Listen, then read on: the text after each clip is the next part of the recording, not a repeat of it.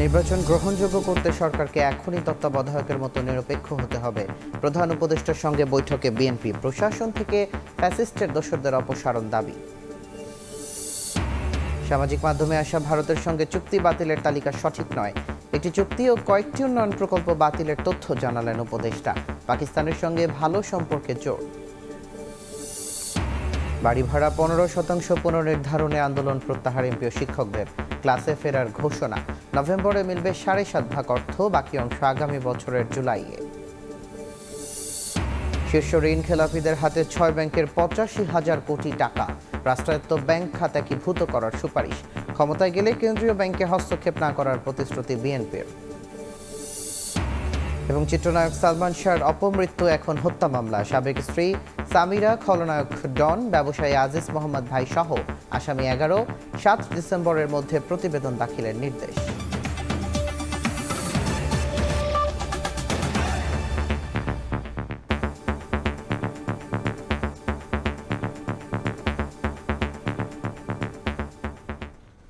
প্রবাসী সময় সঙ্গে আছি আমি তুষার আহমেদ ইমন।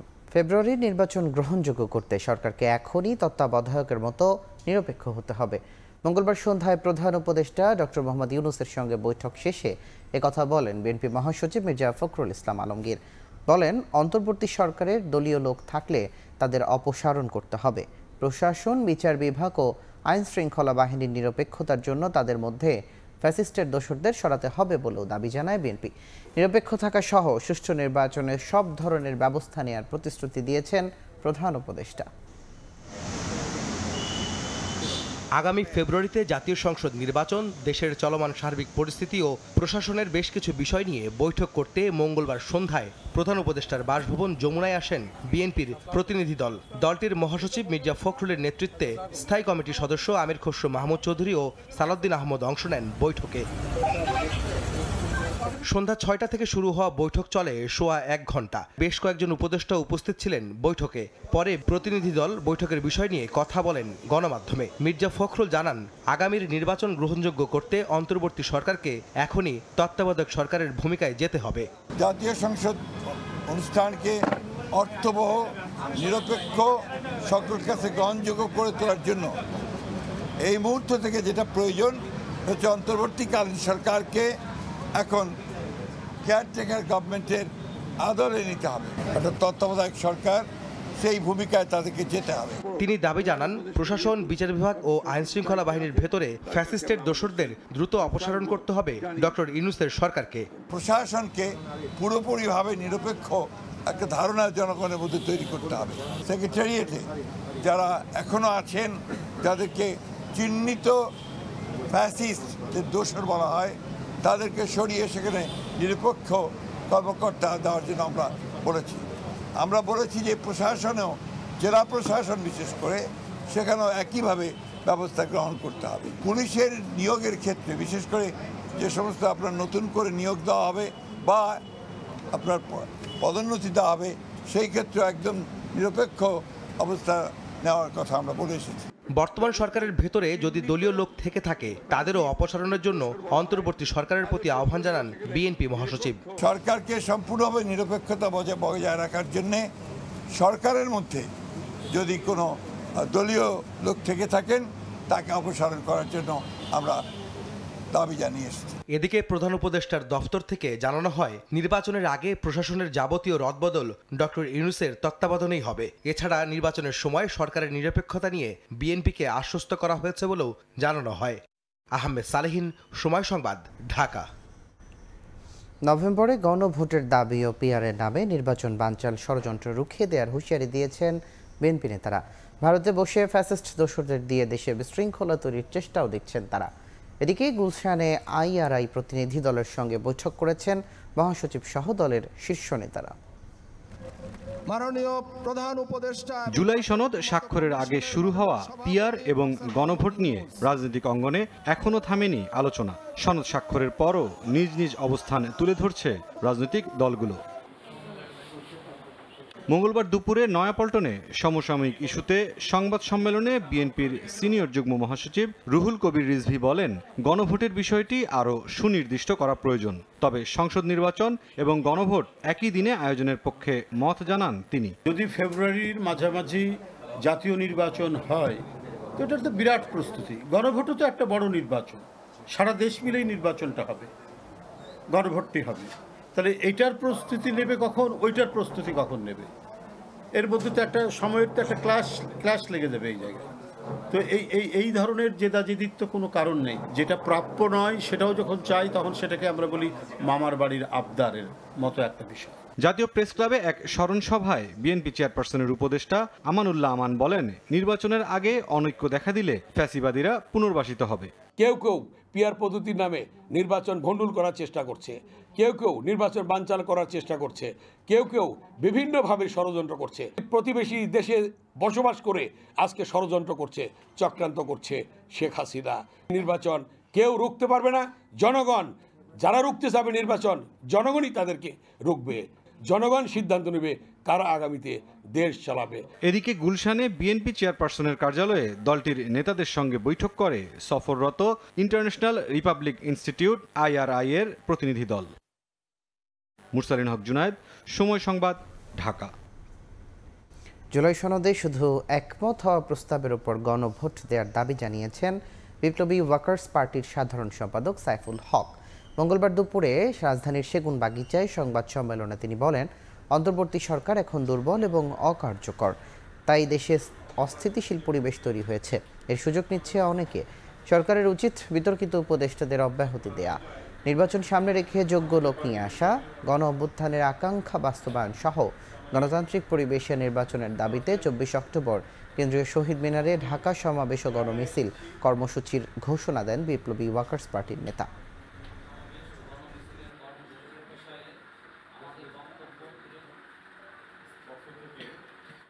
আমরা আশা করি আগামী খুব অল্প দিনের মধ্যেই সরকার থেকে একটা আদেশ অথবা প্রজ্ঞাপন আকারে তারা জারি করবেন, যাতে নির্বাচন কমিশন ফেব্রুয়ারিতে জাতীয় নির্বাচনের দিন একই সাথে যাতে গণভোট অনুষ্ঠিত হতে পারে এবং একই সাথে এটাও থাকতে পারে যে আগামী পার্লামেন্ট প্রথম অধিবেশনে সনদে যে সমস্ত বিষয়গুলো আমরা সিদ্ধান্ত নিয়েছি, অর্থাৎ জাতীয় সংসদ তার প্রথম অধিবেশন একটা কনস্টিটিউয়েন্ট পাওয়ার নিয়ে তারা কাজ করবেন।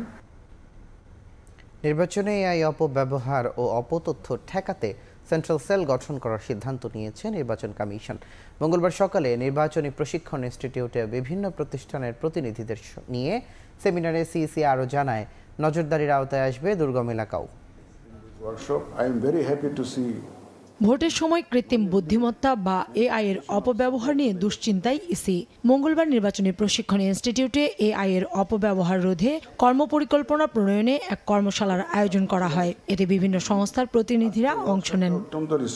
আমি বিশ্বাস করি কর্মশালায় প্রধান নির্বাচন কমিশনার বলেন, ভোটে AI অপব্যবহার রোধে কর্মপন্থা নির্ধারণ করে সমন্বিত সেল গঠন করা হবে। আমরা প্ল্যান করেছি যে এখানে একটা misinformation and disinformation address করার জন্য একটা সেন্ট্রাল সেল আমরা করব, কিন্তু আজকে আপনাদের ইনপুটস নিয়ে আমরা আগাতে চাই। সিইসি বলেন, AI এর অপব্যবহার এখন বৈশ্বিক সমস্যা, কারিগরি বিশেষজ্ঞদের কার্যকর সুপারিশ জানাতে বলেন তিনি। I want specific suggestions from this workshop. How to address the misinformation that will come up at dead of night. So it should be a 24-hour job. So how to make sure what kind of people we have to really engage in this job. Then the kind of fact-checking mechanism, how fast we can check the facts. নির্বাচন commission মিথ্যা তথ্য ও অপতথ্য রোধে 24 ঘন্টা সচল ও কার্যকর কর্মপন্থা তৈরি করতে চায় বলেও জানান সিইসি। কাউসার চৌধুরী কুমু, সময় সংবাদ, ঢাকা। তত্ত্বাবধায়ক সরকার ব্যবস্থা ফেরাতে চূড়ান্ত আপিল শুনানি বুধবার পর্যন্ত মুলতবি করেছেন দেশের সর্বোচ্চ আদালত। মঙ্গলবার সকালে প্রধান বিচারপতি সৈয়দ রেফাত আহমেদের নেতৃত্বে আপিল বিভাগের 7 সদস্যের বেঞ্চে শুনানি হয়। এদিন শুনানি করেন সুজন সম্পাদক বদিউল আলম মজুমদারের আইনজীবী।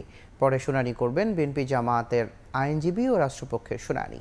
এর আগে 27 আগস্ট তত্ত্বাবধায়ক সরকার ব্যবস্থা বাতিলের রায় পুনর্বিবেচনা চেয়ে করা আবেদন মঞ্জুর করেন সর্বোচ্চ আদালত। দেওয়া হয় আপিলের অনুমতি। এরপর বদিউল আলম মজুমদার সহ 5 জন, বিএনপির মহাসচিব মির্জা ফখরুল ইসলাম আলমগীর, জামায়াতের সেক্রেটারি জেনারেল গোলাম পরোয়ার আপিল করেন। 2011 সালের 10 মে সংখ্যাগরিষ্ঠ মতামতের ভিত্তিতে সংবিধানের 13শ সংশোধনী বাতিল ঘোষণা করে রায় দেন তৎকালীন আপিল বিভাগ। 5 আগস্ট সরকার পরিবর্তনের পর তত্ত্বাবধায়ক সরকার ব্যবস্থা ফেরাতে নতুন করে আইনি লড়াই শুরু হয়।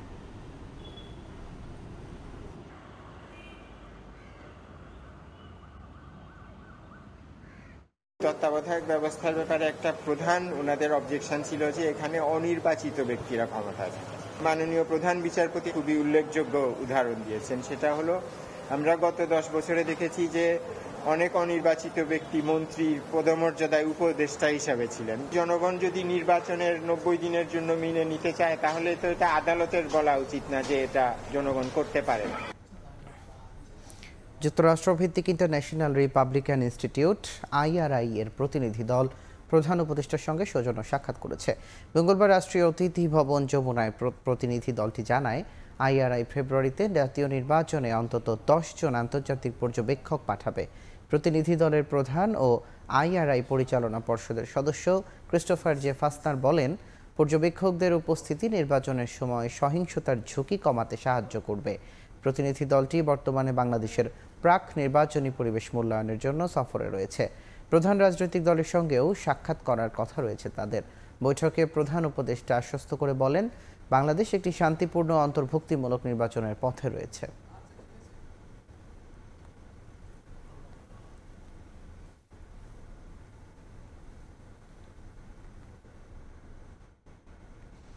ভারতের সঙ্গে একটি চুক্তি ও কয়েকটি উন্নয়ন প্রকল্প বাতিল হয়েছে। পর্যালোচনা চলছে আরও কয়েকটির। সামাজিক যোগাযোগ মাধ্যমে আসা চুক্তির তালিকা সত্য নয় বলে দাবি করে তথ্য জানিয়েছেন পররাষ্ট্র উপদেষ্টা তৌহিদ হোসেন। বলেন, পাকিস্তানের সঙ্গে ভালো অর্থনৈতিক সম্পর্ক চায় সরকার। আওয়ামী লীগ নিষিদ্ধ সহ মানবাধিকার সংস্থার সব দাবি মানা সম্ভব নয় বলেও জানান উপদেষ্টা। গত রোববার ফেসবুকে এক পোস্টে যুব ও ক্রীড়া উপদেষ্টা আসিফ মাহমুদ দাবি করেন, আওয়ামী লীগ সরকারের আমলে ভারতের সঙ্গে হওয়া 10টি চুক্তি বাতিল হয়েছে, বাকিগুলো বিবেচনাধীন রয়েছে। আসিফের এমন দাবির বিষয়ে মঙ্গলবার পররাষ্ট্র উপদেষ্টাকে প্রশ্ন করেন গণমাধ্যম কর্মীরা। তৌহিদ হোসেন জানান, শুধুমাত্র একটি চুক্তি ছাড়া সামাজিক যোগাযোগ মাধ্যমে চুক্তির যে তালিকা এসেছে তা সঠিক নয়। দেশটির প্রতিরক্ষা সরঞ্জাম তৈরির কোম্পানি GRSEর সঙ্গে চুক্তিটি বাতিল হয়েছে, আর জ্বালানি কোম্পানি আদানির কাছ থেকে বিদ্যুৎ আমদানি চুক্তি পুনর্বিবেচনায় রয়েছে। আমি কোনো কমেন্ট করতে চাই না, হয়তো এটা উনি না করলেও পারতেন। এখন যে তালিকাটা এসেছে ওখানে, এটা সঠিক না। এর অধিকাংশ এক্সিস্ট করে না আদৌ। একটি মাত্র চুক্তি গার্ডেন রিচের সাথে, গার্ডেন শিপইয়ার্ডের সাথে যে চুক্তিটা, ওটা বাতিল করা হয়েছে, এটুকু আমি জানি। এটা তো অনেক পুরনো, অনেকদিন আগেই করা হয়েছে। বাকিগুলোর কয়েকটি আছে যে বিভিন্ন পর্যায়ে আছে এবং ঠিক ওই নামে নেই, অন্যরকম ডেসক্রিপশনের কিছু আছে। লাইন অফ ক্রেডিটের আওতায় যে প্রকল্পগুলি, সেগুলি আমরা বাতিল করার চেষ্টা করছি। এদিকে সোমবার আওয়ামী লীগের উপর থেকে নিষেধাজ্ঞা প্রত্যাহার, র্যাব বিলুপ্তি সহ বিভিন্ন দাবিতে 6টি মানবাধিকার সংগঠন খোলা চিঠি দেয় প্রধান উপদেষ্টাকে। এ নিয়ে প্রশ্নের জবাবে পররাষ্ট্র উপদেষ্টা বলেন, মানবাধিকার সংগঠনগুলোর সব দাবি মানা সরকারের পক্ষে সম্ভব নয়। আরেক প্রশ্নের জবাবে তিনি জানান, পাকিস্তানের সঙ্গে অর্থনৈতিকভাবে সম্পর্ক ভালো করতে চায় ঢাকা। পাকিস্তানের সাথে আমরা একটা স্বাভাবিক সম্পর্ক চাই, অর্থনৈতিক ক্ষেত্রে চাই যে পাকিস্তানের সাথে সহযোগিতা পারো। হিউম্যান রাইটস সংগঠনগুলো তাদের কাজ করবে, সরকারের পক্ষে তাদের সব কিছু মেনে নেওয়া কখনোই সম্ভব হবে না। অবশ্যই আমরা যখন কোনো মানবাধিকার নিয়ে যখন কোনো কনসার্ন আসে, সেটাকে আমরা বিবেচনায় নিই। উপদেষ্টা তৌহিদ হোসেন আরও জানান, ভারতের ত্রিপুরা সীমান্তে 3 জন বাংলাদেশি নিহতের ঘটনায় পররাষ্ট্র মন্ত্রণালয়ের চিঠির উত্তর এখনও দেয়নি ভারত। তিনি এই ঘটনায় দেশটির কাছে আবারও সুষ্ঠু তদন্ত এবং বিচারের দাবি জানান। সুষ্ঠু তদন্ত এবং বিচারিক প্রক্রিয়া চাই। শাতিলা শারমিন, সময় সংবাদ, ঢাকা। আন্দোলন দমনে শেখ হাসিনা মারণাস্ত্র ব্যবহারের নির্দেশ দেননি। লিথাল ওয়েপন ব্যবহার সংক্রান্ত কল রেকর্ডের বিশ্বাসযোগ্যতা নিয়েও প্রশ্ন রাষ্ট্রনিযুক্ত আইনজীবীর। ট্রাইব্যুনালে যুক্তিতর্ক উপস্থাপনে স্টেট ডিফেন্স বলেন, ড্রোন ও হেলিকপ্টার ব্যবহার করা হয়েছিল জনগণের জানমাল রক্ষায়। এইরকম কোনো বক্তব্য কোনো সাক্ষীদের দ্বারা আসে নাই। একটা ঢালাও কথা সবাই সব সাক্ষীরা বলে গেছে। যুক্তিতর্ক উপস্থাপনের দ্বিতীয় দিনে শেখ হাসিনা ও আসাদুজ্জামান খান কামালের বিরুদ্ধে আনা সব অভিযোগ অস্বীকার করেছেন তাদের পক্ষে ট্রাইব্যুনাল নিযুক্ত আইনজীবী। এই রকমের কোনো পরিকল্পনা হয় নাই। তার দাবি, আন্দোলন দমনে মারণাস্ত্র ব্যবহারের কোনো নির্দেশই দেননি শেখ হাসিনা। এ সংক্রান্ত তার অডিও রেকর্ডের বিশ্বাসযোগ্যতা নিয়েও প্রশ্ন তোলেন তিনি। লেথাল ওয়েপন ইউজ করার জন্য প্রাইম মিনিস্টার বলেছিলেন, whether you admit this? না, আমি এডমিট করি না। যে অডিও কলটাকে বিজ্ঞ আদালতে বাজানো হয়েছে বা দেখানো হয়েছে সেইটাকে আমি সন্দেহের ঊর্ধ্বে মনে করছি না।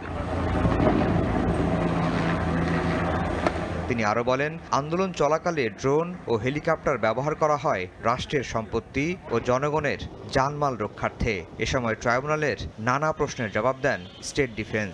ড্রোন ব্যবহার করে, লোকেট করে, হেলিকপ্টার দিয়ে যদি গুলি করে হত্যা করতে হয় তাহলে তো এক সঙ্গে হাজার হাজার মানুষ মারা যাবে, কিন্তু কই সেরকম হাজার হাজার মানুষ তো কোথাও মারা যায় না। মারা গেছে 25 to 30,000 people have been injured seriously. এটাকে ছোট মনে করি না, এটা অনেক। কেউ হাত হারিয়েছে, কেউ চোখ হারিয়েছে, কেউ পা হারিয়েছে। তো কথাটা হইলো এখানে যে আমি এই 1500 লোক মেরেছি কিনা। আমার কথা হলো এত গুলি যদি পুলিশ আর শেখ হাসিনা মারে তাহলে এক গুলিতে তো এই গুলির অর্ধেক দিলাম, বাদ দিয়ে দিলাম, তাহলে আর অর্ধেক তো মারা যাবে। এদিন ট্রাইব্যুনাল 2-এ আশুলিয়ায় 6 মরদেহ পোড়ানোর মামলা ও জুলাইয়ের প্রথম শহীদ আবু সাইদ হত্যা মামলার সাক্ষ্য গ্রহণ অনুষ্ঠিত হয়। আফজাল হোসেন, সময় সংবাদ, ঢাকা। কুমির 2 মামলায় পরোয়ানাভুক্ত আসামিদের গ্রেফতার ও হাজির করার দিন ধার্য রয়েছে বুধবার।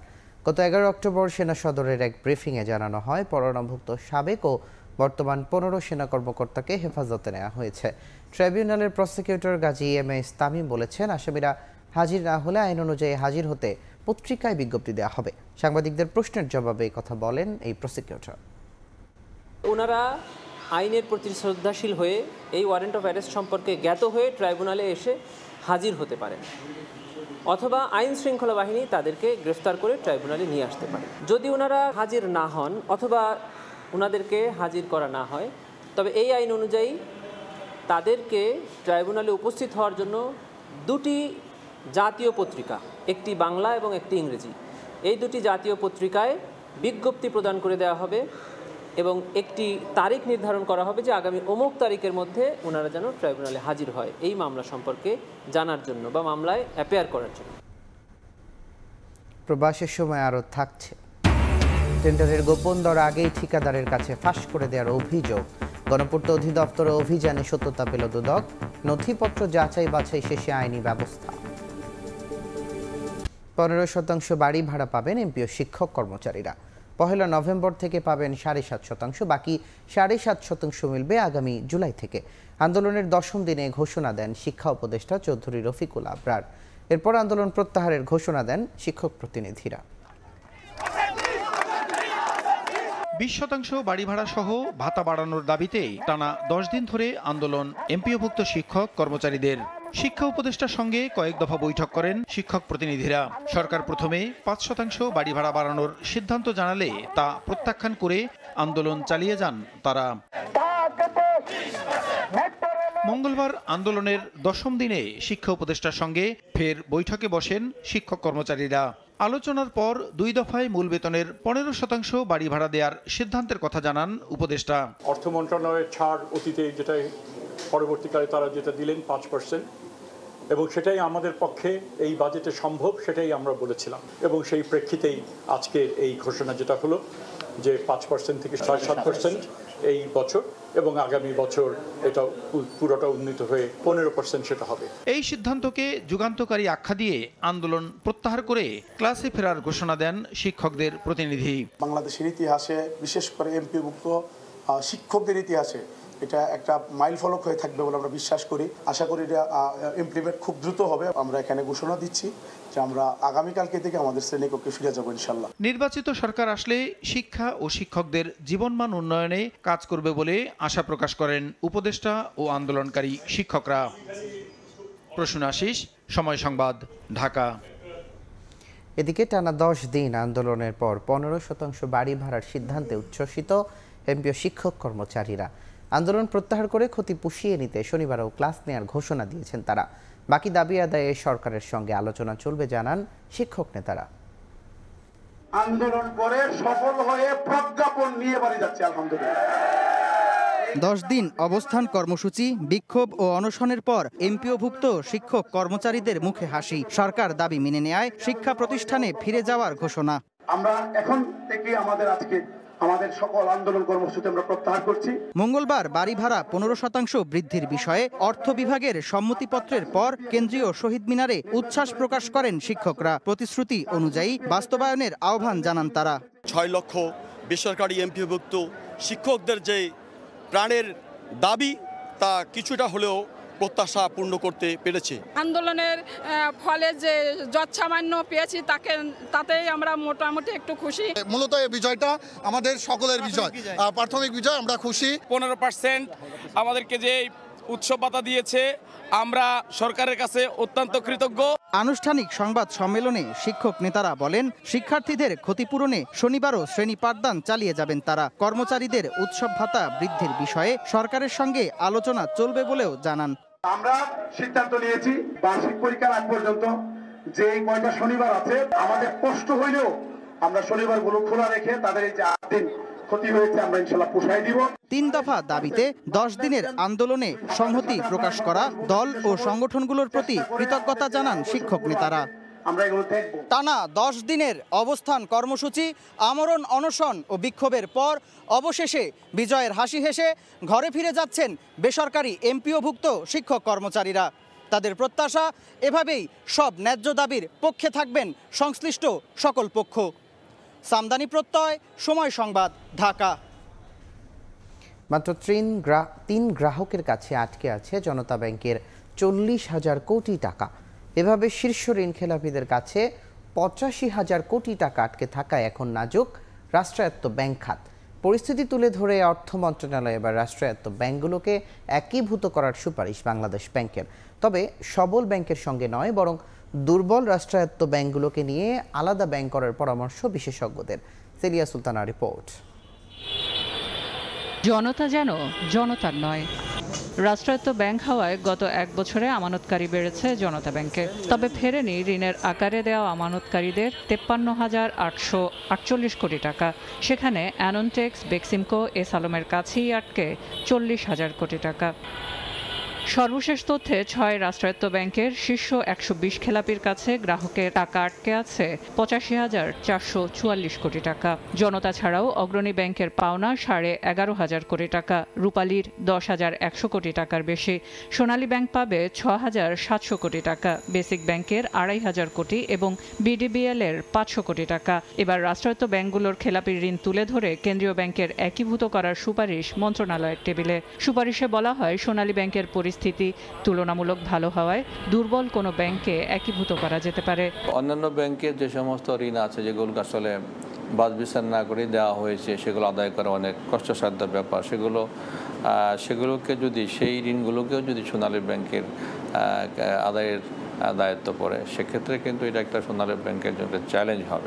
বাংলাদেশ ব্যাংকের তথ্য বলছে, কেন্দ্রীয় ব্যাংকের গ্যারান্টিতে গত 1 বছরে ইসলামী ব্যাংক সহ 6টি দুর্বল ব্যাংককে তারল্য সহায়তা দিয়েছে সোনালী ব্যাংক। মূলধন ঘাটতি ইতিবাচক ধারায় ফিরেছে। এমন অবস্থায় দুর্বল ব্যাংকের চাপ নড়বড়ে করবে প্রতিটি সূচকে। ভালো একটা ব্যাংকের সাথে যখন এগুলোকে নিয়ে আসবে, তখন কিন্তু তারা বলছে টাকার সহায়তা দেওয়া হবে না, এটা একমাত্র সুবিধা। কিন্তু অসুবিধা কিন্তু অনেক বলতে যে এই ব্যাংকের প্রতি মানুষের যে আস্থাটা একটা সময় ছিল, সেই আস্থাতে কিন্তু একটা ফাটল ধরবে। বিশ্লেষকরা বলছেন, সহজ সমাধানে নয়, ঢালাও ব্যাংক মার্জার দীর্ঘমেয়াদী চ্যালেঞ্জ ফেলবে অর্থনীতিতেও। সেলিয়া সুলতানা, সময় সংবাদ, ঢাকা। আর্থিক স্বচ্ছতা ও জবাবদিহি নিশ্চিতে বাংলাদেশ ব্যাংকে রাজনৈতিক প্রভাব মুক্ত রাখার তাগিদ দিয়েছেন সিপিডির নির্বাহী পরিচালক ডক্টর ফাহমিদা খাতুন। ক্ষমতায় গেলে বাংলাদেশ ব্যাংকে হস্তক্ষেপ না করার প্রতিশ্রুতি দিয়েছেন বিএনপির স্থায়ী কমিটির সদস্য আমির খসরু মাহমুদ চৌধুরী। খেলাপি ঋণের চাপে ধুঁকছে দেশের ব্যাংক খাত, যার পেছনে প্রধান কারণ হিসেবে বারবার সামনে এসেছে রাজনৈতিক প্রভাব ও প্রশাসনিক দুর্বলতার চিত্র। রাজনৈতিক প্রভাব মুক্ত রাখতে সামনে এসেছে কেন্দ্রীয় ব্যাংককে স্বাধীন করার আলোচনাও। মঙ্গলবার রাজধানীর এক হোটেলে কেন্দ্রীয় ব্যাংকের স্বাধীনতার প্রয়োজনীয়তা শীর্ষক গোলটেবিল আলোচনার আয়োজন করে বেসরকারি গবেষণা প্রতিষ্ঠান PRI। যেখানে বক্তারা তুলে ধরেন কিভাবে বিগত বছরগুলোতে রাজনৈতিক হাতিয়ার হিসেবে ব্যবহার হয়েছে বাংলাদেশ ব্যাংক, দেন রাজনৈতিক প্রভাব মুক্ত করতে কেন্দ্রীয় ব্যাংক স্বাধীন করার তাগিদ। ব্যাংকিং খাতে রিফর্ম যেটা নেওয়া হচ্ছে সেটার ফলে আসল চেহারা বের হয়ে আসছে। রাজনৈতিক হাতিয়ার হিসাবে এই কেন্দ্রীয় ব্যাংকটাকে ব্যবহার করা হয়েছে। Central bank has a responsibility to enhance or ensure macroeconomic stability. Political will যদি না থাকে, nothing will work and the politicians will have to understand. এ সময় বিএনপির স্থায়ী কমিটির সদস্য আমির খসরু মাহমুদ চৌধুরী বলেন, বাংলাদেশ ব্যাংকে কোনোদিন রাজনৈতিক হস্তক্ষেপ করেনি বিএনপি, করবেও না। বাংলাদেশের অর্থনীতিতে যত ধরনের মেজর রিফর্মস সবগুলো কিন্তু বিএনপি গভর্নমেন্ট করেছে। We are committed to central bank independence. নির্বাচিত সরকারই কোন রকম রাজনৈতিক হস্তক্ষেপ ছাড়া কেন্দ্রীয় ব্যাংককে স্বাধীনভাবে কাজ করার সুযোগ দেবে বলে আশা প্রকাশ করেন ব্যবসায়ী নেতারা। আমরা যারা ট্যাক্স দিই অথবা ব্যাংকের ঋণ পরিশোধ করি, যারা দেয় না তাদেরটাও দেয়, কারণ তাদেরকে অ্যালাউ করা হয়েছে এত বছর ধরে তারা ব্যাংক ঋণ শোধ করে পালিয়ে যেতে পারেন। এখন আমরা এইসব পলিসি, গ্রেট পলিসি অ্যাডাপ্ট করি, আমাদের ওখানে রেগুলেটরিও থাকতে হবে। We have an election coming up hopefully and that would also have some impact on our investment and our thinking process. শুধু কেন্দ্রীয় ব্যাংকের স্বাধীনতাই নয়, প্রশাসনিক স্বচ্ছতা ও জবাবদিহিতা নিশ্চিতেরও তাগিদ দেন বক্তারা। জিন্নাতারা যশোয়া, সময় সংবাদ, ঢাকা। দেখছেন প্রবাসের সময়, সঙ্গেই থাকুন। দেখছেন প্রবাসের সময়। ঢালিউডের অমর নায়ক সালমান শাহের মৃত্যু রহস্য উদ্ঘাটনে নতুন মোড়। 29 বছর পর অপমৃত্যুর মামলাটি রূপ নিয়েছে হত্যা মামলায়। সাবেক স্ত্রী সামিরা, খলনায়ক ডন, প্রযোজক আজিজ মোহাম্মদ ভাই সহ 11 জনকে আসামি করেছেন সালমান শাহর মামা আলমগীর কুমকুম। 7 ডিসেম্বরের মধ্যে প্রতিবেদন দাখিলের নির্দেশ দেওয়া হয়েছে। অভিনেতার মা নীলা চৌধুরী রিভিশন আবেদন মঞ্জুর করে এই অপমৃত্যুর মামলাকে হত্যা মামলা হিসেবে গ্রহণের নির্দেশ দিয়েছেন মহানগর দায়রা জজ আদালত। এরপর এই মামলার দৃশ্যপট পাল্টে যায়। আদালতের আদেশের পর রমনা থানায় হত্যা মামলা দায়ের করেন সালমান শাহর মামা আলমগীর কুমকুম। সাবেক স্ত্রী সামিরাকে প্রধান আসামি করে 11 জনের নামে মামলা দায়ের করা হয়। আসামি করা হয়েছে ব্যবসায়ী আজিজ মোহাম্মদ ভাই, চলচ্চিত্রের খল অভিনেতা ডনকেও। আদালত যখন আমাদের রায় দিয়েছেন আমাদের পক্ষে যে এটা আসলে একটা হত্যা মামলা, তার মানে এই 25 বছরতে তারা যে সময় ক্ষেপণ করেছেন এবং ভুল রিপোর্ট দিয়েছেন, যে সঠিকভাবে তদন্ত করেন নাই, সেটা আজকে প্রমাণিত হয়েছে। সামিরা, আজিজ মোহাম্মদ ভাই, ডন ছাড়াও এই মামলায় অন্য আসামিরা হলেন Latifa Haque Lucy, David, Javed, Faruk, Ruby, Sattar, Saju ও রেজভি। রমনা থানা মামলা গ্রহণের পর তদন্ত কার্যক্রম শুরু করেছে। তবে এ বিষয়ে ক্যামেরার সামনে কথা বলতে নারাজ রমনা থানার ওসি।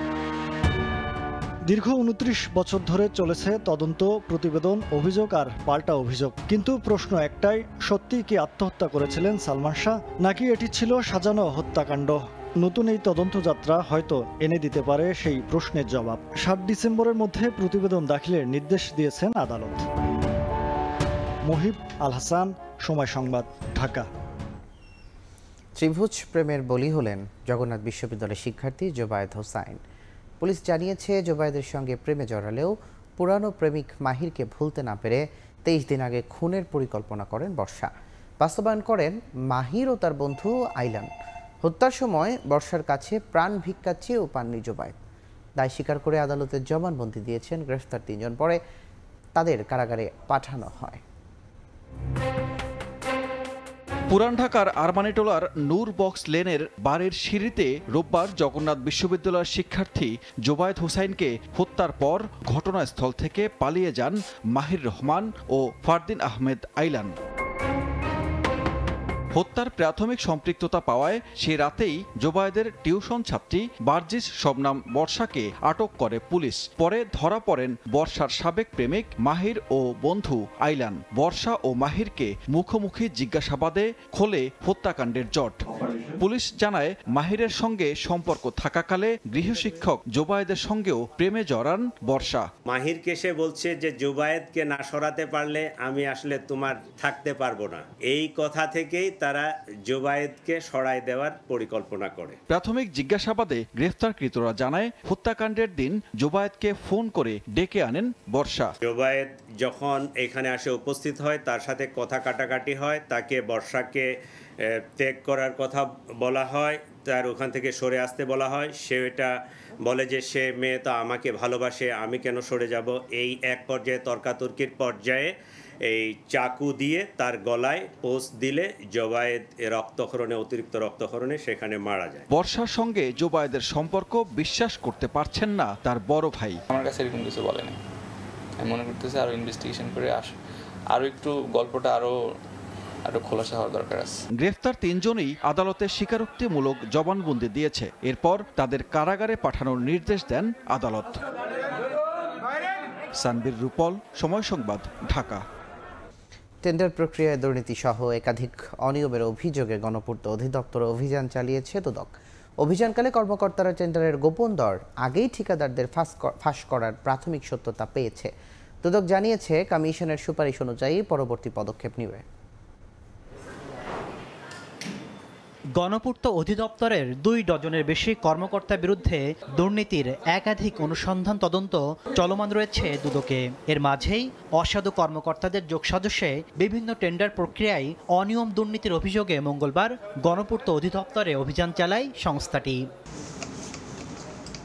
অভিযানে 3টি প্রকল্পের অনিয়ম সংক্রান্ত নথি জব্দ করে। তাৎক্ষণিক যাচাইয়ে দেখা যায় দরপত্র আহ্বানের আগেই গণপূর্তের কর্মকর্তারা একটি ঠিকাদারি প্রতিষ্ঠানের কাছে দর সংক্রান্ত তথ্য পৌঁছে দিয়েছেন। এমন অভিযোগের চুলচেরা বিশ্লেষণ করেন দুদক কর্মকর্তারা।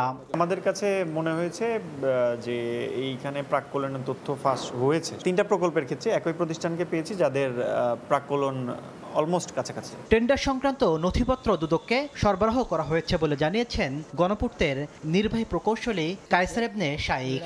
Tender opening report, tender evaluation report এবং আরও কিছু তথ্য আমাদের কাছে চেয়েছেন। তার মধ্যে যেগুলো এই দপ্তর অ্যাভেলেবেল আছে সেগুলো আমরা ওনাদেরকে দিয়েছি। দুদক বলছে সামগ্রিক নথিপত্র যাচাই বাছাই শেষে কমিশনের রিপোর্ট দাখিল করা হবে, যার ভিত্তিতে কমিশন পরবর্তী পদক্ষেপ গ্রহণ করবে। তাসলিম তৌহিদ, সময় সংবাদ, ঢাকা। শিক্ষা প্রতিষ্ঠান ও হাসপাতালের ছাদ ব্যবহার করে আগামী ফেব্রুয়ারির মধ্যে 1,500 মেগাওয়াট সৌর বিদ্যুৎ জাতীয় গ্রিডে যুক্ত করতে চায় সরকার। মঙ্গলবার বিকেলে বিদ্যুৎ ভবনে শিক্ষা, স্বাস্থ্য এবং প্রাথমিক ও গণশিক্ষা মন্ত্রণালয়ের অধীনে 6 বিভাগের সঙ্গে এ সংক্রান্ত সমঝোতা স্মারক চুক্তি সই করে বিদ্যুৎ বিভাগ। অনুষ্ঠানে বিদ্যুৎ ও জ্বালানি উপদেষ্টা বলেন, দেশীয় গ্যাসের উৎপাদন কমতে থাকা, আমদানি করা গ্যাসের উচ্চ মূল্য, কয়লা আমদানিতে নানা চ্যালেঞ্জ প্রতিনিয়ত ভোগাচ্ছে জ্বালানি খাতকে। এই অবস্থা থেকে মুক্তির উপায় নবায়নযোগ্য জ্বালানি। ফেব্রুয়ারির মধ্যে প্রায় 1,500 মেগাওয়াট সৌর বিদ্যুৎ গ্রিডে যুক্ত করার যে লক্ষ্য ঠিক করা হয়েছে তা অর্জনে ব্যর্থ হলে সংশ্লিষ্ট বিতরণ কোম্পানির বিরুদ্ধে ব্যবস্থা নেওয়ার হুঁশিয়ারি দেন উপদেষ্টা।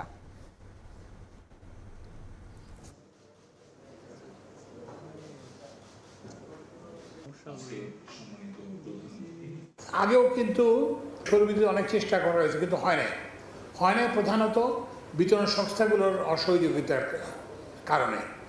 ফেব্রুয়ারির মধ্যে কিন্তু এটা আমাদের ওই যে জাতীয় গ্রিডে আসতে হবে এবং এই জন্য কিন্তু সর্বাত্মক সহযোগিতা করতে হবে। আপনারাও কিন্তু মেহরবানি করে এগুলোর প্রতি একটু নজর রাখবেন। কোনো ক্ষেত্রে যদি কোনো ইউটিলিটি থেকে কোনো অসহযোগিতা পান কিংবা কোনো রকম যদি পান আমাদেরকে জানাবেন, আমরা কিন্তু সাথে ব্যবস্থা করব। দেখছেন প্রবাসের সময়, সঙ্গেই থাকুন। দেখছেন প্রবাসের সময়।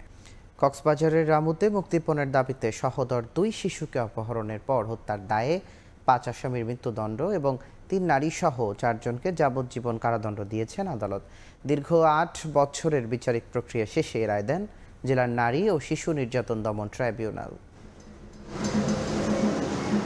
2016 সালের 17 জানুয়ারি কক্সবাজারের রামু উপজেলার গর্জনিয়া ইউনিয়নের বড়বিল এলাকায় দোকান কর্মচারী মোহাম্মদ ফুরকানের 11 ও 8 বছরের 2 ছেলে শাকিন ও কাজলকে পাখি ছানা দেয়ার লোভ দেখিয়ে অপহরণ করে একটি চক্র।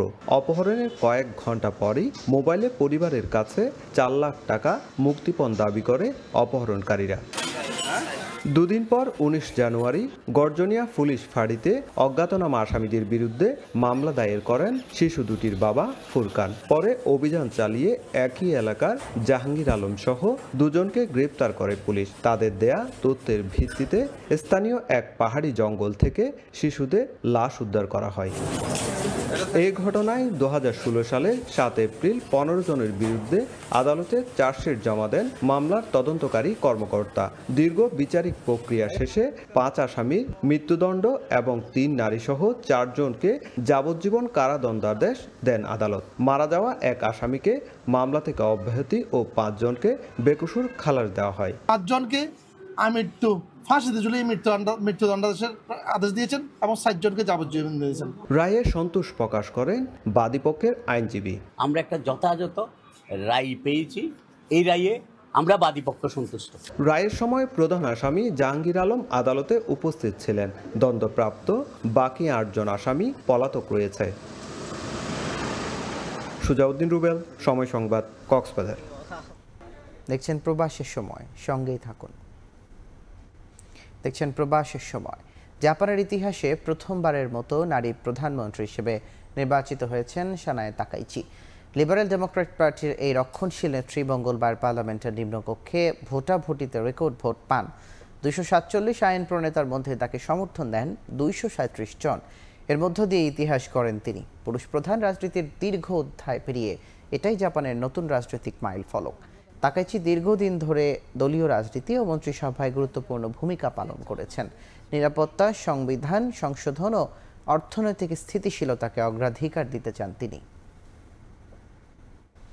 জাপানে এবছর মাত্র 9 মাসেই প্রবেশ করেছে প্রায় 3,16,50,000 পর্যটক, যা বিদেশি পর্যটনে দেশটির পুরনো রেকর্ড ভেঙে দিয়েছে। চলতি বছরেই প্রথমবার পর্যটক আগমনের দিক থেকে 9 মাসেই 3 কোটির সীমা ছাড়িয়েছে টোকিও।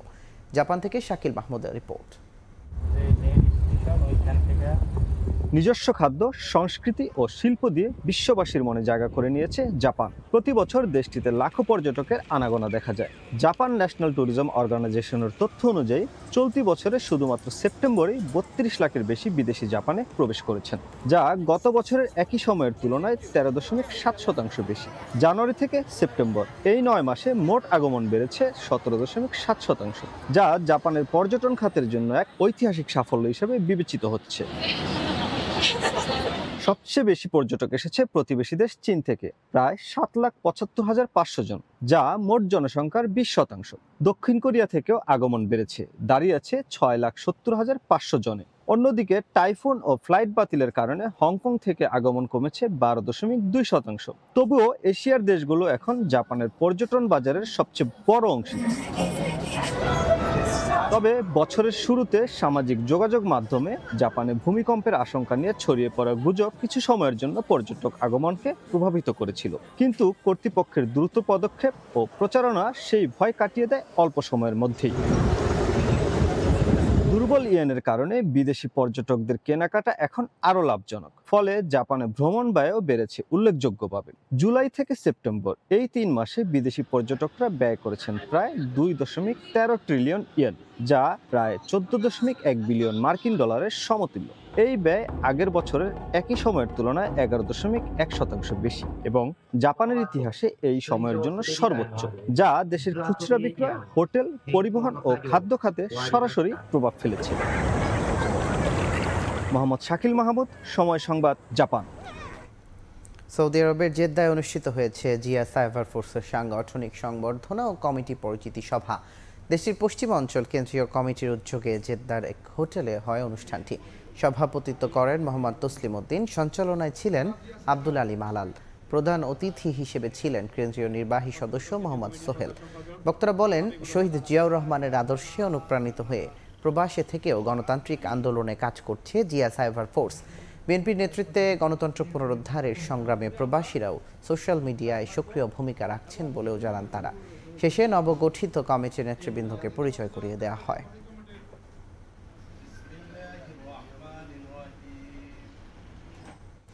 ফিনল্যান্ডে বছরের সবচেয়ে রঙিন সময় শরৎ।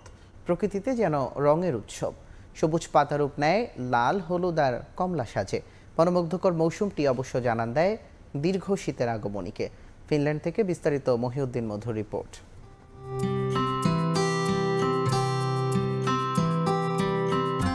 রাস্তার পাশে সারি সারি গাছ রং মেখে দাঁড়িয়ে, বাতাসে দুলছে পাতা যেন মুক্ত বিহঙ্গে নকশা করেছে কেউ। গাছের পাতা নাকি ফুল, কি ফুটে আছে ফারাক করা দায়। বলা যায় পাতাবাহার মহা সম্মেলন, ঠিক ক্যালেন্ডারের পাতায় আঁকা সেই ল্যান্ডস্কেপ। উত্তরের দেশ ফিনল্যান্ডে চলছে শরৎকাল।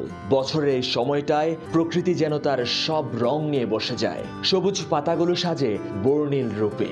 রং বদলের এই উৎসব ফিনিশদের কাছে রুস্কা নামে পরিচিত। ঋতু পরিবর্তনের রঙে অন্যরকম উৎসবের আমেজ চারপাশে। বাসাবাড়ি, অফিস, রাস্তাঘাটের আশপাশে সব গাছ আভা মেলে বসেছে। সেপ্টেম্বর থেকে অক্টোবর এই সময়টাতেই ফিনল্যান্ডের প্রকৃতি বদলে নেয় তার সাজ।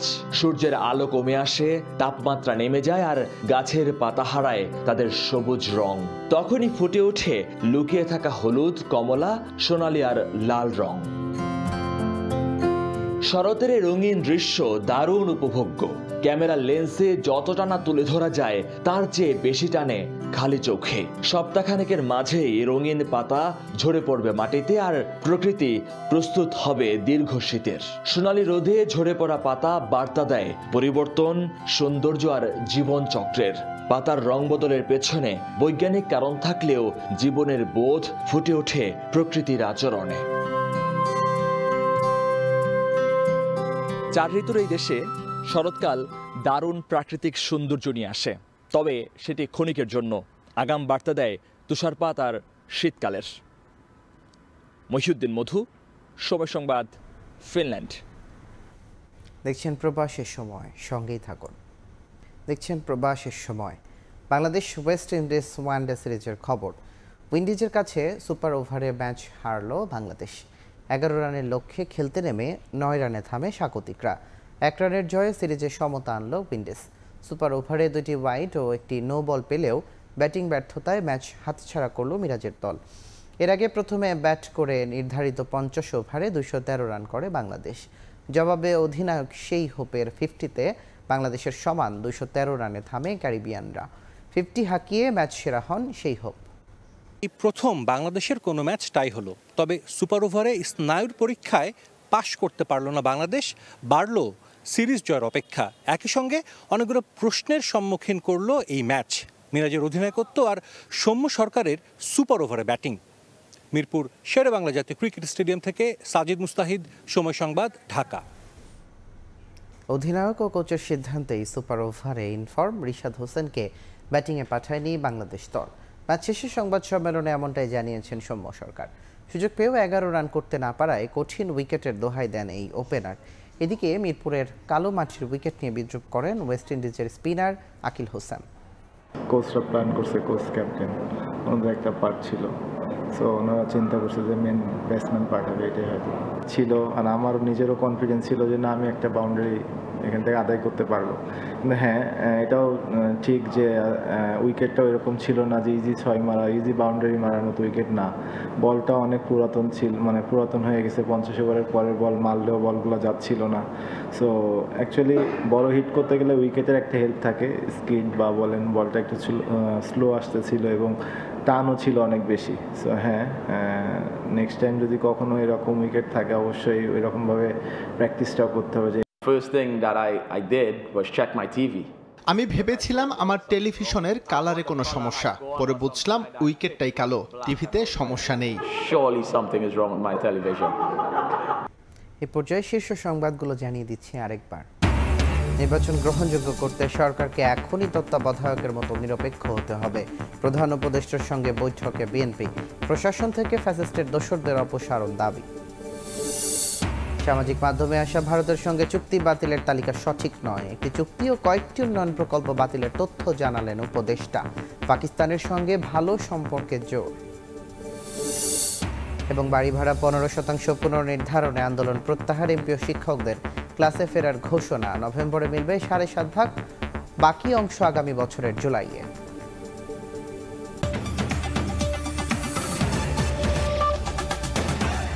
এ ছিল প্রবাসের সময়, সঙ্গে থাকুন সময়।